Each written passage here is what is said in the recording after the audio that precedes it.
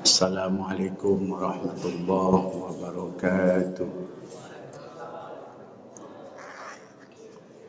Alhamdulillahi rabbil alamin. Alladzi hadana li hadza wa ma kunna linahtadiya laula an hadana Allah. Asyhadu an la ilaha illallah wahdahu la syarika lah wa asyhadu anna Muhammadan abduhu wa rasuluhu la nabiyya ba'dah. Allahumma salli wa sallim wa barik ala Sayyidina Muhammad wa ala alihi wa sahbihi wa mawala. Yang sama-sama kita muliakan Bapak-Bapak pengurus Masjid Paripurna Darul Aman, Bapak Imam, para alim ulama yang hadir pada malam ini yang dirahmati Allah.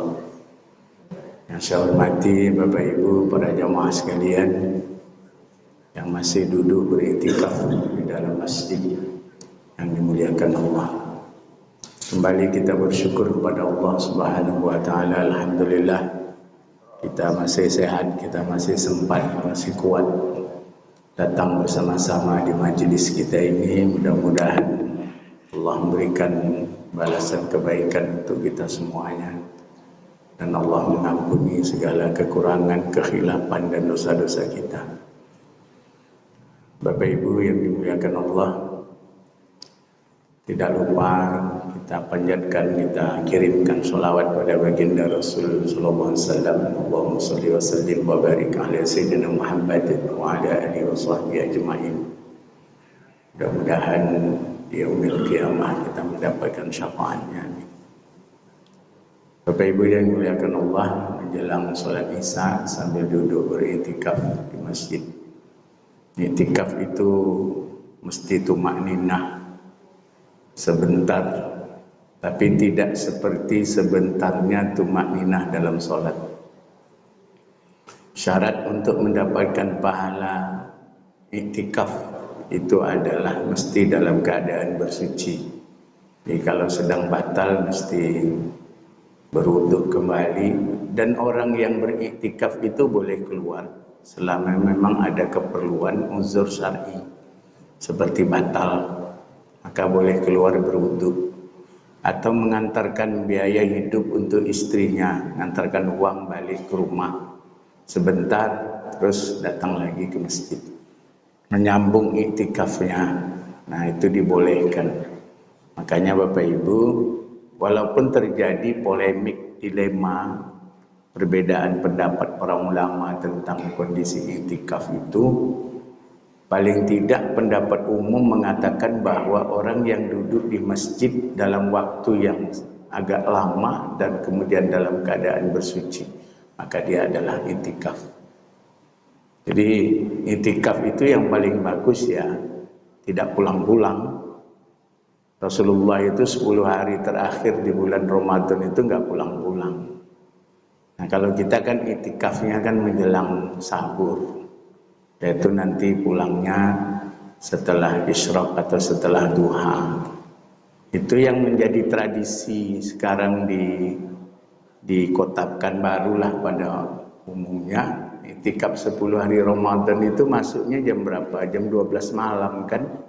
Sempat pula tidur dulu di rumah, pulang tarawih, tidur sebentar, dan itu nanti baru datang ke masjid beriktikaf jam 12 sampai subuh, sampai isyraq. Bolehlah, walaupun dalam tatanan iktikaf yang belum seperti iktikafnya baginda Rasulullah, tapi sudah kita mulai gitu. Saya tidak mengkritik Pak, saya tidak menyalahkan. Ini langkah awal untuk membiasakan diri beriktikaf di bulan Ramadan, terutama di 10 terakhir bulan Ramadan. Bapak Ibu yang dimuliakan Allah, kajian kita malam ini tentang surah Al-Fatihah. Surah Al-Fatihah yang akan kita bahas ini bukan polemik di dalam sholatnya Pak. Ini tadabburnya, tadabbur surah Al-Fatihah. Apa saja yang bisa kita ambil dari surah Al-Fatihah? Apa saja keistimewaan surah Al-Fatihah? Kenapa kemudian surah Al-Fatihah itu dibaca di setiap sholat? Dan tidak ada yang membatasi Pak. Apapun nama sholatnya tetap ada Fatihahnya. Itulah hebatnya Fatihah. Menurut Imam As-Suyuti di dalam kitabnya Al-Itqan, nama surah Al-Fatihah itu lebih dari 20. Tapi yang masyhur kita kan Ummul Kitab, Al-Fatihah gitu ya Pak. Nah, di sini di dalam kitab Tadabbur Al-Qur'an ini ditulis itu hanya beberapa saja. Ada Al-Fatihah, ada Ummul Kitab, ada Alhamdu. Ada Alhamdu, ada Sab'ul Masani, ada Kafiyah, ada Asy-Syafiyah. Jadi ada Ummul Kitab, ada Al-Fatihah, ada Alhamdu, ada Sab'ul Masani, ada Al-Kafiyah, ada Asy-Syafiyah. Berarti ada 6 nama yang ditulis. Kenapa kemudian Fatihah ini punya banyak nama? Nah, ini rahasianya ditulis di sini oleh ulama yang menulis kitab ini. Kenapa disebut Al-Fatihah? Dinamakan Al-Fatihah karena memang dimulai dengan surat ini. Al-Fatihah itu artinya pembuka. Al-Quran itu dibuka dengan surah Al-Fatihah. Apapun jenis Qurannya, mushaf dari manapun hari ini, yang kita sepakati mushaf itu kan mushaf Utsmani Pak. Mushaf Utsmani, terbitan manapun dia, negara manapun dia, surah Al-Fatihah itu wajib di surat pertama. Lalu kemudian mengiringilah surat yang lain. Dan itu sudah diatur oleh baginda Rasulullah. Nama-nama surat itu dalam Al-Quran yang ngasih Rasul Pak. Utsman bin Affan yang membuat mushaf, yang mengatur mushaf itu berdasarkan apa yang dibuat oleh baginda Rasul. Jadi Al-Fatihah itu dibundel, satu Fatihah diikat, ini Fatihah. Satu Al-Baqarah dikumpulkan, Al-Baqarah dibundel diikat, ini Al-Baqarah. Terus ada Ali Imran dibundel diikat, ini Ali Imran. Jadi Rasulullah wafat itu Al-Quran itu sudah sudah diflot, dibundel-bundel. Jadi makanya nggak berserak-serak lagi. Oleh karenanya sampai hari ini Al-Quran itu tidak akan pernah terdapat di dalamnya kesalahan. Ya Pak, tak dapat lagi. Karena memang sudah diatur oleh baginda Rasulullah. Maka disebut dengan Al-Fatihah karena Al-Quran itu dibuka dengan surah Al-Fatihah. Ya, Fatihah itu artinya pembuka. Lalu kemudian Ummul Kitab.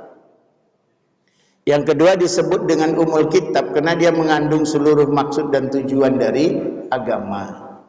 Jadi singkat ceritanya begini Pak, Ummul Quran ini. Kita sebut dengan Ummul Kitab atau Ummul Quran gitu ya Pak, induk. Jadi Ummul Kitab itu induknya Al-Quran. Jadi kalau 114 surat itu semuanya ada di dalam surah Al-Fatihah. Jadi kalau orang bikin deskripsi atau bikin apa Pak, disertasi itu. Jadi orang bikin disertasi, kalau muqaddimah itu adalah kesimpulan sementara yang menggambarkan semua isi dari sekian ribu halaman. Nah, orang kalau bikin tesis dulu kan begitu Pak, zaman kita S1. Orang bikin S1 itu ada pendahuluan. Nah, pendahuluan itu gambaran dari semua isi yang akan kita bahas. Makanya Al-Fatihah itu disebut juga dengan Ummul Kitab karena dia adalah gambaran dari semua isi Al-Quran itu. Terus apa isi Al-Quran itu? Isi Al-Quran itu kan gak banyak Pak. Gak banyak. Yang paling banyak isi Al-Quran itu kan kisah sejarah. Itu yang paling banyak. Dalam surah Al-Baqarah itu sejarah Fir'aun itu paling banyak. Sejarah Nabi Musa paling banyak Pak. Tapi induk di dalam Al-Quran itu, dalam surah Al-Fatihah itu satu akidah. Itu isi Al-Quran Pak. Akidah. Lalu kemudian syariah. Syariah itu ibadah. Akidah, syariah, muamalah, hubungan sosial. Termasuk jual beli di dalamnya, pembagian harta waris, hidup bertetangga. Ya Pak, itu muamalah itu. Lalu kemudian ada tarikh, ada sejarah masa lalu, kisah, sejarah masa lalu. Lalu ada hudud, hukum-hukum. Hukum orang berzina, hukumnya ini, orang mencuri, hukumnya ini, orang apa namanya itu, merampok, hukumnya ini, ghasab itu seperti ini. Itu ada dalam Al-Quran. Jadi ada akidah, ada syariah, ada muamalah, ada akhlak, lalu kemudian ada kisah, ada tarikh, sejarah. Jadi isi Al-Quran itu simple. Simple, nggak banyak. Cuma kemudian Allah menjelaskan isi dari semua itu punya banyak teori. Punya banyak teori. Ini makanya Bapak Ibu yang dimuliakan Allah, ketika kita membaca juz 30, itu seolah-olah kesimpulan dari semua. Kesimpulan dari semua Al-Quran. Hebatnya lagi Pak, itu Al-Ikhlas, Al-Falaq, An-Nas. Itu gambaran dari seluruh akidah. Itu gambaran dari seluruh muamalah syariah kita kepada Allah SWT. Nah, jadi Bapak Ibu dimuliakan Allah, disebut dengan Ummul Kitab atau Ummul Quran karena induknya dari Al-Quran. Gambaran dari seluruh isi Al-Quran. Makanya kemudian ada Imam Asy-Syafi'i menulis kitab fikihnya dengan judul Al-Um. Al-Um itu induk. Semua masalah fikih Imam Syafi'i itu diterangkan di dalam Al-Um. Kalau ulama-ulama lain kan beda Pak. Kalau Imam Malik itu Al-Muwatta, itu kitab besarnya. Kitab fikihnya Al-Muwatta. Isinya hadis yang menjelaskan tentang ada akidah di situ, ada fikih, yang paling banyak hukum fikih. Dikenal dengan Al-Muwatta. Nah, mungkin Bapak pernah belajar Al-Muwatta dulu. Al-Muwatta itu kitabnya tebal Pak. Tapi Al-Um itu jauh lebih tebal daripada Al-Muwatta itu. Karena Al-Um itu Imam Syafi'i itu kan menyadur Pak. Ya, dan ya Imam Syafi'i itu memang sejarah perjalanan hidupnya sedikit berbeda dengan para ulama yang lain. Sedikit berbeda Pak. Kalau Imam Malik itu menuntut ilmu tidak pernah keluar dari kota Madinah. Gurunya ya para ulama-ulama, para tabi'in yang ada di Madinah. Kalau Imam Syafi'i enggak, dari Palestina. Karena lahirnya di Palestina. Dari Palestina ke Yordan, ke Mesir, ke Mekah, ke Madinah, ke Basrah. Dia muter aja. Akhirnya letaknya di Mesir, wafatnya di Mesir. Imam Syafi'i. Makanya Imam Syafi'i itu agak sedikit fleksibel. Fikih ibadahnya itu fleksibel dia. Karena udah banyak yang didatanginya, ulama-ulamanya banyak. Ya, jadi kita tidak mengatakan bahwa Syafi'i paling baik, paling benar, tidak juga begitu. Nah ini juga namanya pendapat ya Pak. Kalau ikhtilaf itu biasa berbeda. Sedangkan kita makan di rumah aja berbeda selera kita, apalagi masalah yang begitu komplit dalam hidup kita nih. Nah jadi Bapak Ibu yang dimuliakan Allah, Al-Fatihah itu disebut dengan Ummul Kitab. Kenapa disebut dengan Ummul Kitab? Dia mengandung dari seluruh isi ajaran agama. Nanti kita jelasin mana-mana ayat yang menjelaskan tentang itu. Lalu kemudian Alhamdulillah dinamakan dengan Alhamdulillah karena surat ini dimulai dengan kalimat Alhamdulillah, pujian kepada Allah Subhanahu wa taala. Ini kitab ulama yang menulis kitab Tadabbur ini tidak berbicara tentang basmalah, Pak. Jadi seolah-olah beliau menjelaskan bahwa ayat pertama di dalam surah Al-Fatihah itu adalah Alhamdulillah. Kalau kita mazhab Syafi'i, ayat pertamanya adalah basmalah, Bismillahirrahmanirrahim. Itu kan konsepnya begitu, Pak. Kenapa ini tidak dijelaskan? Karena ulama masih berbeda pendapat tentang basmalah itu. Sebagian ulama mengatakan Bismillah itu ayat pertama di dalam surah Al-Fatihah. Sebagian lain mengatakan Bismillah itu bukan ayat pertama di dalam Al-Fatihah. Nah kalau kita yang awam seperti kita ini, pendapat kita basmalah adalah surat ayat pertama dalam surah Al-Fatihah. Karena kata Nabi SAW di dalam beberapa literatur fikih yang diambil dari hadis Nabi, bahwa Al-Fatihah itu 7 ayatnya, wa basmalah ayatum minha. Bismillah itu 1 ayat dari surah Al-Fatihah. Itu dalam pandangan kita, Pak. Makanya kemudian orang kita membaca Bismillah dengan jahar ketika sholatnya jahar. membaca basmalah sirri ketika sholatnya sirri. Kalau saya pribadi lebih mengambil cenderung yang ini, Pak. Kenapa? Karena kalau basmalah itu tidak dibaca, nyatanya, ini andai ini Pak, ini logika nih, bukan hukum, ini logika. Andai kata ada orang yang tidak membaca bismillah pada surah Al-Fatihah, nyatanya bismillah itu surah Al-Fatihah, berarti setiap sholat kan gugur Pak sholatnya, karena kurang satu ayat. Kan itu masalah. Itu masalah. Andai kata bismillah bukan ayat di dalam Al-Fatihah, andai ya Bu, Pak, andai kata bismillah itu bukan ayat di dalam surah Al-Fatihah, lalu kita membaca bismillah ketika membaca surah Al-Fatihah, kira-kira gugur enggak sholat kita disebabkan kita baca bismillah dalam surah Al-Fatihah? Tidak kan? Tidak. Kalau begitu mana yang aman? Itu kan logika Pak.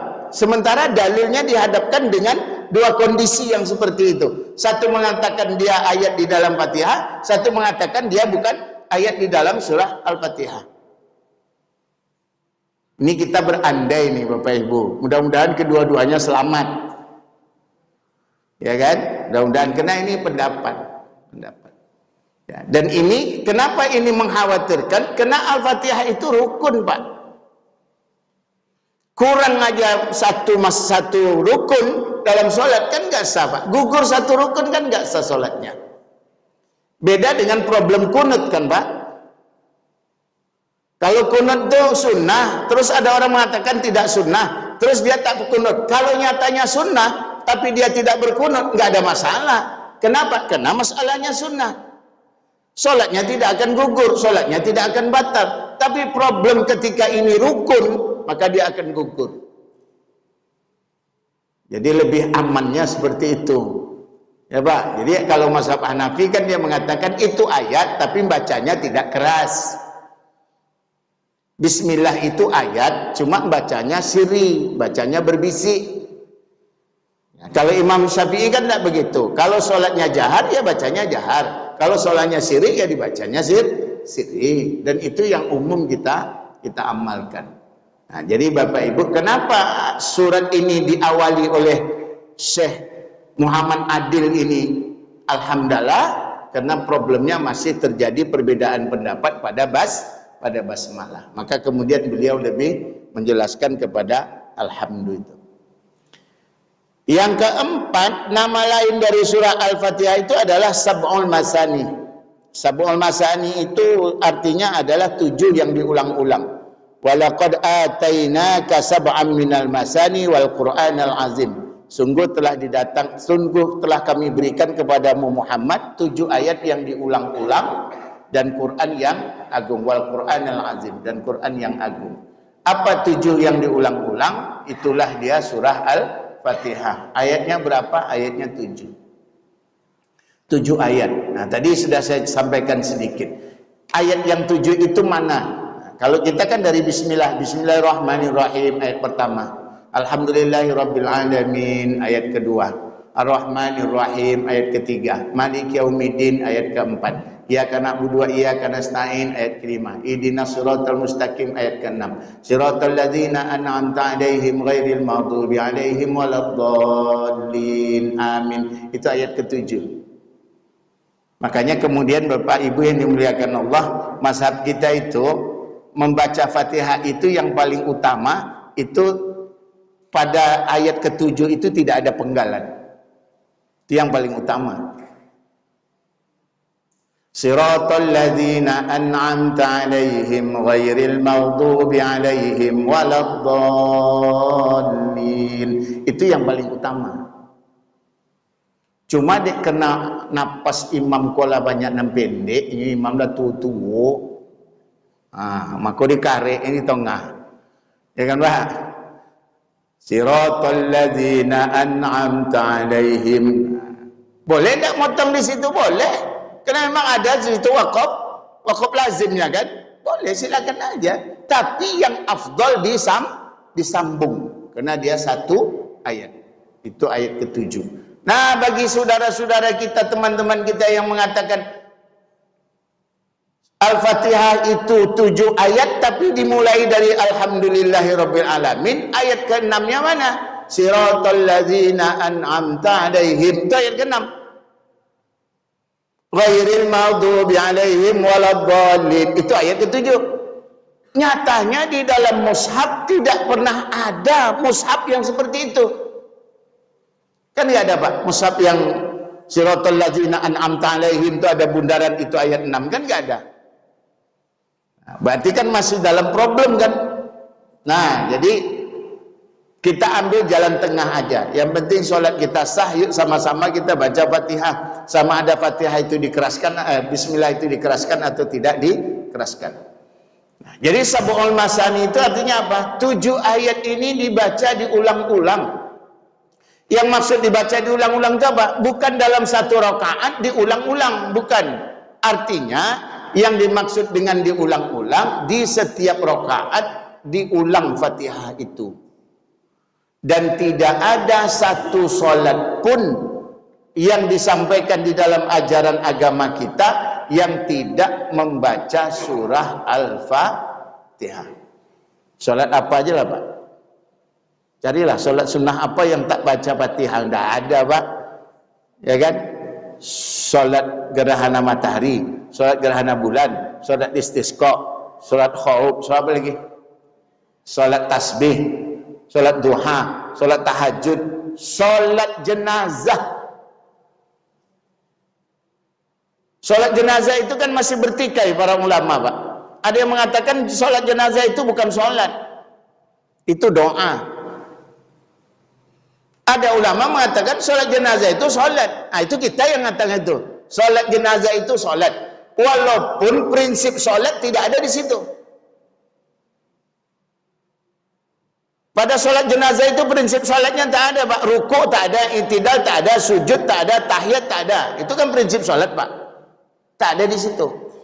Tapi ulama kita mengatakan solat jenazah itu solat. Tapi ulama yang lain ada yang mengatakan solat jenazah itu bukan solat. Kenapa? Prinsip solat tidak ada. Makanya dia disebut doa.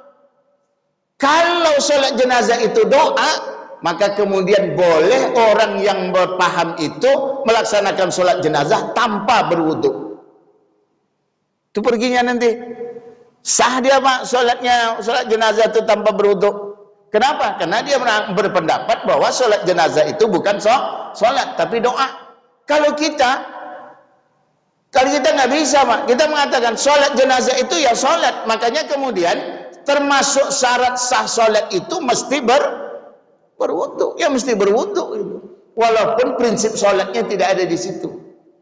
Kenapa? Karena sholat itu bentuknya ada yang berbeda-beda, Pak. Sholat tasbih, Ibu kan selalu ngerjakan sholat tasbih. Bapak kan sering ngerjakan sholat tasbih. Sholat tasbih itu kan beda dengan sholat lain kan? Sholat juga namanya kan? Disebut dengan sholat tasbih. Sholat jenazah, karena dia namanya sholat jenazah, maka dia prinsipnya berbeda lah dengan sholat fardu. Di dalam sholat jenazah itu pun, itu ada rukun membaca Fatihah. Itulah kemudian kenapa Al-Fatihah disebut dengan Sab'ul Masani wal Qur'anal Azim. Walaqad atainaka sab'an minal masani wal Qur'anal Azim. Sungguh kami berikan kepadamu wahai Muhammad Sab'ul Masani, 7 ayat yang diulang-ulang, wal Qur'anal Azim, dan Quran yang agung. Dalam surah Al-Hijr ayat 87. Nah, itu nama Al-Fatihah yang kita kenal dengan Sab'ul Masani. Yang berikutnya Al-Kafiyah. Al-Fatihah itu juga disebut dengan Al-Kafiyah. Kenapa disebut dengan Al-Kafiyah? Karena sholat tidak cukup. Tidak cukup itu tidak sah, Pak, kalau tidak baca Al-Fatihah. Tapi berbeda perlakuan dengan orang yang masbuk. Beda, Pak. nanti ini bahasanya jangan, Pak Ustaz saya datang tak sempat lagi baca Fatihah, macam mana solat saya? Sementara nama surah Al-Fatihah itu Al-Kafiyah, artinya solat tidak cukup kalau tidak baca Fatihah. Sekarang saya masbuk, saya tak baca Fatihah. Ini beda Pak, beda perlakuan. Kalau kita solat sendiri tidak sah tidak membaca Fatihah. Tapi ketika masbuk, karena kita berjamaah, maka Fatihah itu bisa tidak dibaca, boleh tidak dibaca pada situasi tertentu disebabkan masbuk. Kalau tidak masbuk Pak, nggak boleh, Fatihah tetap harus dibaca karena ini rukunnya kita yang sholat. Makanya mazhab Syafi'i itu mengatur begini, pada saat imam baca Fatihah kamu dengarkan saja, pada saat imam baca surat kamu selesaikan rukunmu. Rukunnya apa? Baca Fatihah. Tapi ketika masbuk, tanggal baca Fatihah tertompang pada imam. Kenapa bisa begitu? Karena kata Nabi, orang yang masbuk itu selagi dia masih mendapatkan rukuknya si imam, maka rakaat itu dia selesai, terhitung dia satu rakaat. Makanya kemudian Bapak Ibu, sholat itu tidak disebut dengan qiyam. Sholat zuhur berapa qiyam? Nggak ada begitu. Sholat zuhur 4 qiyam, nggak ada begitu. Sholat zuhur itu 4 rakaat. Rakaat itu diambil dari bahasa rukuk. Makanya sholat itu hitungannya rukuk Pak. Jadi kalau masih mendapatkan rukuknya si imam, berarti dia dapat sholat rakaat itu dapat gitu. Makanya dia tidak disebut qiyam. Kalau disebut qiyam, kalau tak dapat berdirinya si imam, berarti dia tak dapat rakaat itu. Makanya prinsipnya rakaat diambil dari bahasa rukuk. Nah, jadi rakaat itu jamaknya. Nah, jadi ini pun masih terjadi perselisihan Pak. Orang yang ini imam sudah rukuk. Kita datang takbiratul ihram, Allahu Akbar, terus kita turun, imam naik, sami Allahu liman hamidah, bertemu kita menjelang begini, dia naik. Ini dihitung dapat enggak? Kalau ini masih begini, imam masih di sini, kita datang Allahu Akbar, masih dapat, aman tuh Pak, tak masalah itu. Masalahnya muncul ketika imam begini, kita datang, pas mau kita begini, dia naik. Dapat nggak rakaat itu dihitung satu rakaat? Maka ulama kita mengatakan itu dihitung satu rakaat. Kenapa? Karena dia belum tertinggal lagi dengan rukuknya si imam. Kecuali dia imam sudah berdiri, maka dia tak dapat. Jadi kalau berselisih di bawah, dia masih dihitung dapat satu rakaat. Nah, jadi makanya Bapak Ibu yang dimuliakan Allah, ini untuk kita-kita yang biasa jadi imam, kalau terdengar pada saat kita rukuk, terdengarlah orang buka pintu, dia mau masuk, tahan dulu rukuk tuh, jangan cepat i'tidal. Jangan cepat i'tidal. Kenapa? Itu terjadi Pak pada masa Rasul kan? Rasulullah sedang rukuk, Allahu Akbar, terdengarlah seseorang masuk ke dalam. Terus dia baca Alhamdulillah. Yang masuk tuh baca Alhamdulillah. Jibril turun Pak. Ditahannya pundak Nabi dengan sayap Jibril. Supaya Nabi tidak iktidal. Apa kata Jibril? Sami Allahu liman hamidah. Allah telah mendengar orang yang masuk tadi memuji Alhamdulillah. Yang masuk itu Abu Bakar Pak. Tak ngapa pula Abu Bakar hari itu tuh datangnya agak masbuk. Ya Pak, padahal Abu Bakar itu tak pernah seperti itu. Sekali itu pula lah jadi pelajaran. Jadi asbabul wurudnya itu Pak. Ditahan oleh Jibril dengan sayapnya. Nah Rasulullah itu tidak jadi naik i'tidal. Terus dibisikkan Sami Allah liman hamidah. Allah mendengarkan pujian orang yang masuk. Karena dia baca Alhamdulillah. Kenapa baca Alhamdulillah? Artinya begini, Alhamdulillah aku masih dapat rakaat ini, tidak masbuk. Itu maksudnya tuh.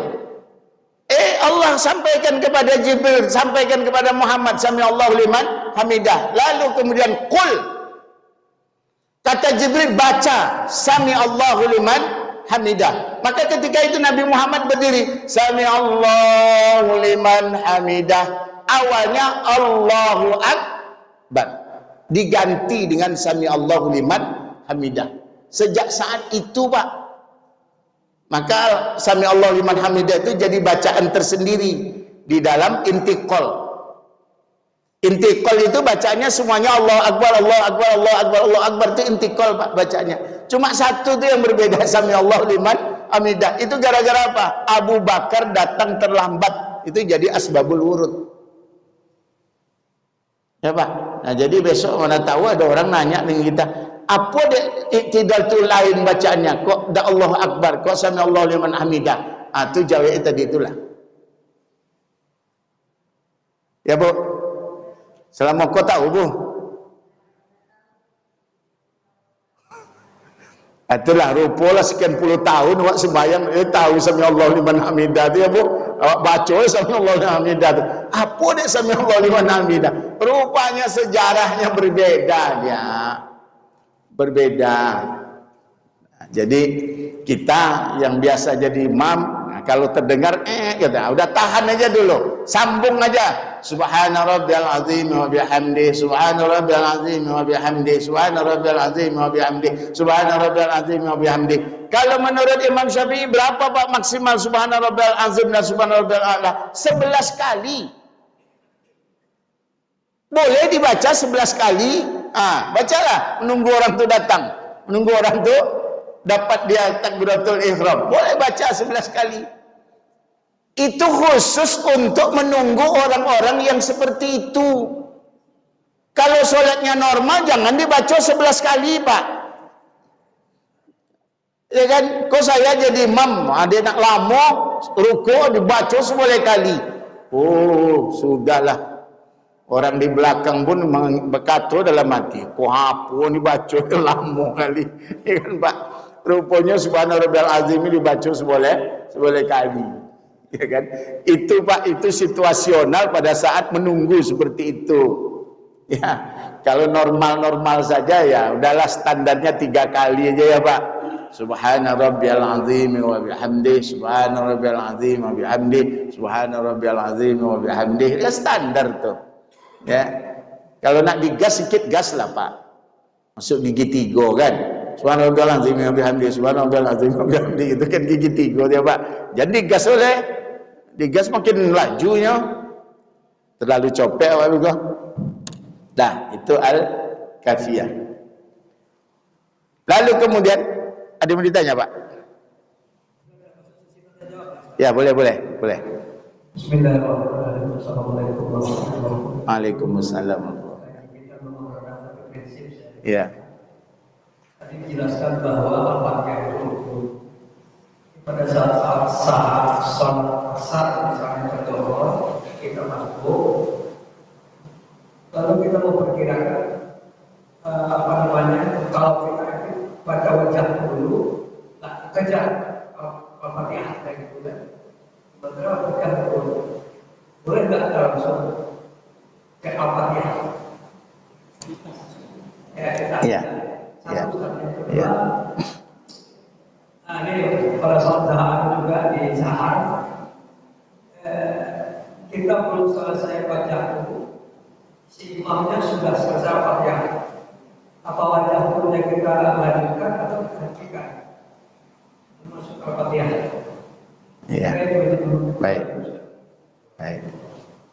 Dua pertanyaan. Waalaikumsalam warahmatullahi wabarakatuh. Dua pertanyaan. Pertanyaan pertama, sholat zuhur asar ini kadang-kadang imam kan memang bacanya yang pendek-pendek aja. Al-Fatihah sama Inna Atoina, Al-Fatihah Allahu Ahad, Al-Fatihah Al-Nas, Al-Falaq, gitu lah standarnya. Karena memang pertimbangannya jemaah sebenarnya, Pak. Karena jemaah ini punya kesibukan. Nah, jadi makanya apalagi masjid ini umpamanya banyak orang kerja, orang kantor yang di sini. Itu jadi pertimbangan, Pak. Karena memang itu menjaga kekhusyuan jemaah itu juga penting. Makanya imam juga mesti memahami situasi. Itulah Bapak Ibu kenapa si imam sebelum sholat oleh Nabi disuruh nengok ke belakang, suruh meriksa. Istawu, istaqimu, watadilu. Itu kan suruh meriksa, Pak. Sap, rapat, lurus, rapikan. Sambil meriksa. Oh, ini pekerja kantor, dia mau masuk lagi. Oh, kau orang tua, tidak bisa togak lamu. Oh, kau bini hamil tua, kau jawab dia melahirkan. Itu jadi pertimbangan saudara itu. Nah, itu jadi pertimbangan tuh, Pak. Jadi imam kau berat, Pak. Tidak Pak kata imam, ya dah semua jadi pertimbangan. Nah, jadi kalau kita datang lalu kemudian dikhawatirkan Fatihah kita tak dapat, boleh tidak dipending? Ini iftitah itu. Doa iftitah, doa pembuka. Boleh. Karena iftitah itu sunnah. Sementara Fatihah itu rukun. Maka boleh dia ditinggal. Nah, ada rahasia, Pak, di dalam kitab fikih kita ini. Kalau kita ingin juga mengambil iftitah itu ada intinya. Ada intinya. Ambil intinya aja. Yang dibaca intinya aja. Apa intinya? Inni wajjahtu wajhiya lillazi fataras samawati wal arda hanifan muslima wa ma ana minal musyrikin. Itu intinya. Baca aja itu, sudah itu baca Fatihah. Jadi tidak usah dari kabira walhamdulillahi katsira. Kalau memang waktu tidak cukup. Ini untuk kita yang datang masbuk yang dikhawatirkan tak sempat baca Fatihah nanti kalau dibaca semua. Nah, begitu.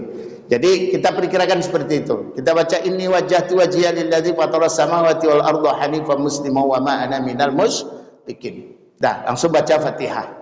Selesai. Nah, lalu kemudian pertanyaan kedua. Ini kita lagi sedang baca iftitah. Imam sudah baca Fatihah. Kita tengok iftitah kita ini masih berapa panjang. Kalau kira-kira sudah tinggal penggalan terakhir, lanjutkan aja. Tapi kalau kita baru mulai, itu cut saja. Karena mendengar bacaan imam jauh lebih baik daripada mengerjakan perkara yang sunnah. Makanya kemudian ada mazhab yang mengatakan bahwa orang sholat bermakmum itu tidak ada yang dibaca. Pada saat imam sudah mulai baca Fatihah, maka makmum tidak ada yang dibaca. Tugasnya apa? Dengar aja. Karena memang dalilnya ada dalam surah Al-Anfal itu kan. Wa iza quri'al Qur'an fastami'u lahu wa ansitu la'allakum turhamun. Ayat itu dijadikan dalil oleh ulama ini, oleh ulama kita yang ini bahwa di dalam sholat itu kalau imam sudah mulai baca Fatihah, kerjaan kita mendengar. Nanti imam membaca surat, kerjaan kita ya mendengar juga. Nggak ada kewajiban kita membaca Fatihah. Kenapa? Udah tertompang pada si imam. Nah, itu kan mazhab ini. Kalau mazhab pendapat kita kan nggak begitu. Selagi kita bisa baca Fatihah, karena ini rukun untuk kita. Sudah kita bahas tadi di awal. Nah, jadi iftitah itu karena dia bentuknya sunnah. Tingkat kesunahan antara membaca iftitah dengan mendengarkan bacaan imam itu jauh lebih tinggi nilainya mendengar bacaan Fatihah imam daripada membaca iftitah. Maka lebih baik di-cut. Kalau masih di awal. Tapi kalau sudah sampai di akhir, wa ma ana minal musyrikin inna sholati wa nusuki wa mahyaya wa mamati lillahi rabbil alamin la syarika lahu, hanya tinggal la syarika lahu, lanjutkan aja. La syarika lahu wa bidzalika umirtu wa ana minal muslimin. Ya, Pak. Dah ya, Pak ya. Ya, Bang.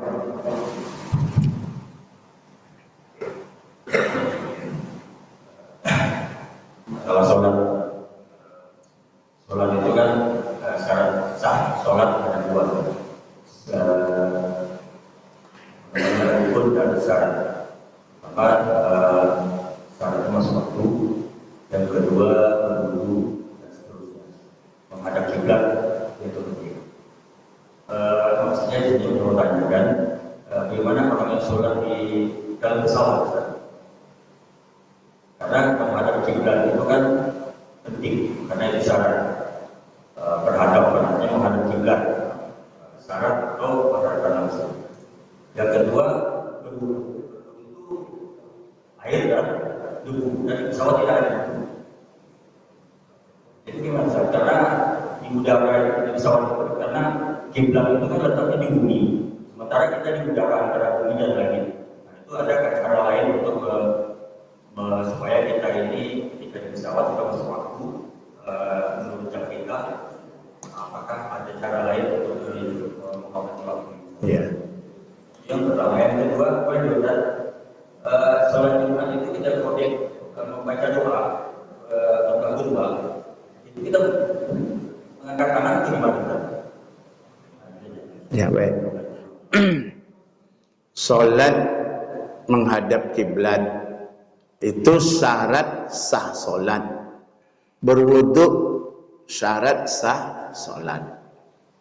Berwudu itu bagian dari bersuci. Bersuci itu ada dua cara.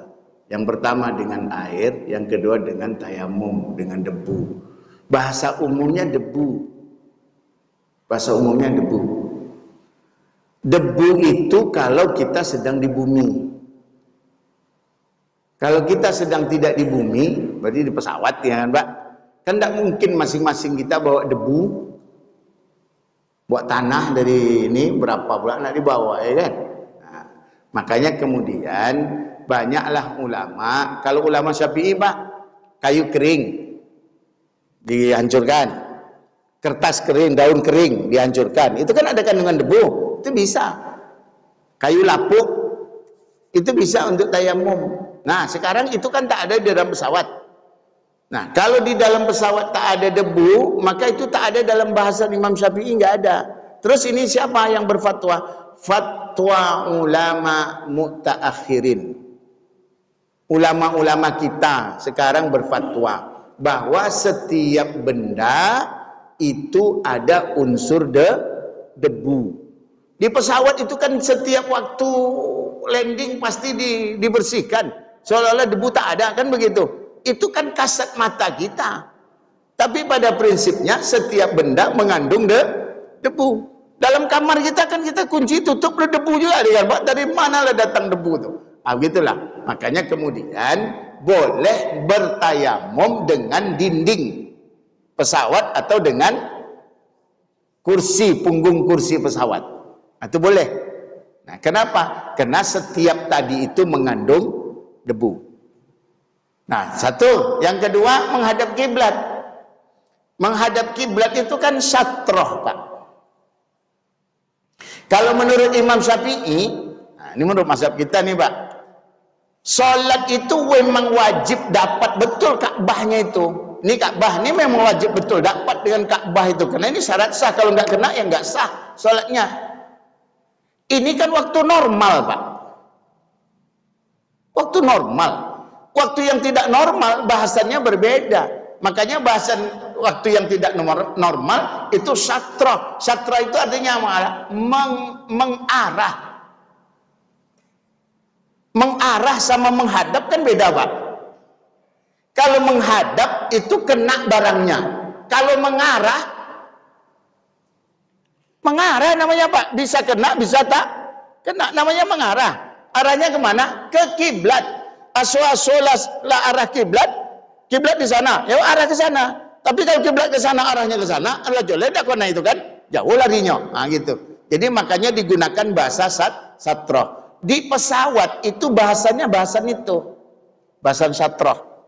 Jadi tidak harus kena ke Ka'bahnya. Apalagi awak di atas Ka'bah di bawah, apa pula caranya? Pertanyaan itu pernah ada, Pak. Macam mana orang yang sedang berada di bulan, orang Islam, sholatnya kemana? Ka'bah tak ada di sana. Maka pada situasi itu tidak berlakulah hukum menghadap kiblat. Yang berlaku apa? Fa'aina ma tuwallu fasamma wajhullah. Kemanapun kamu palingkan wajahmu, kamu pasti akan ketemu sama Allah. Udah, jadi hukum umum aja dipakai. Itu tuh. Nah, satu, ini yang fakta, Pak. Yang fakta itu apa? Kita sedang di pesawat. Pesawat itu baliknya ke Indonesia. Itu kan memunggungi kiblat tuh, Pak. Tidak mungkin lah awak sado ke belakang, tidak mungkin di satu pesawat tuh kan. Tak mungkin. Saya pernah, Pak, mengalami itu karena saya jam 1 malam dari sana. Itu subuh kan di dalam perjalanan tuh, pas pergantian siang malam tuh. Ya, Pak, ini sholatnya gimana itu kan? Ini mau ngadap ke situ semua, kiblat di belakang awak. Makanya dipakailah dalil fa aina ma tuwallu fa thamma wajhullah. Jadi kemana aja udah, ngadapnya ke timur semualah. Macam mana lah, Ka'bah di belakang awak. Maka berlakulah hukum umum fa aina ma tuwallu fa thamma wajhullah. Kemanapun kamu palingkan mukamu, di situ ada Allah Subhanahu wa taala gitu. Jadi jangan, oh kau nak topik di Ka'bah, kau nak wajib solat, jangan. Solat tidak ada masalah gugur disebabkan situasi yang darurat. Tak gugur dia. Udah bang? Udah. Habis waktu dah? Masih ada lagi 1 menit. Masih ada 2 menit. Ibu nak ada yang ditanya? Paham? Mantap dah. Nah, oi masalah Jumat. Masalah Jumat tadi, doa. Doa. Boleh tak makmum mengaminkan doa si khatib? Untuk khatib itu tidak ada anjuran membaca doa dengan mengangkat tangan. Itu tidak ada anjuran bagi khatib doh. Khatib itu membaca doa, sunnahnya menunjuk ke atas. Itu sunnahnya tuh Pak. Allahumma ighfir lil mu'minina wal mu'minat wal muslimin. Itu sebenarnya begitu. Cuma khatib di kampung kita tak terbiasa begitu. Tahap pula betul makmum. Apa ni tunjuk di si khatib tu lah kan. No, makmum tak juga paham kan. Itu bahayanya. Jadi si khatib enggak disunnahkan begini, enggak ada anjuran begini. Si makmum yang namanya mengaminkan, karena disunnahkan mengaminkan, mazhab kita Pak ya. Maka kemudian sunnah pula lah mengangkat tangan. Kalau tak mengangkat tangan macam mana? Enggak apa-apa doh. Mengangkat tangan enggak apa-apa, tidak mengangkat tangan pun enggak apa-apa. Dibaca amin pun boleh, tidak dibaca amin pun boleh, tak ada masalah. Yang bermasalah khatib wajib membaca doa. Karena itu rukun. Kalau tidak gugur dia Jumatnya. Dah bang. Dah lah. Dah ya Bu. Dah kajian kita sampai sini. Mudah-mudahan bermanfaat untuk kita semua.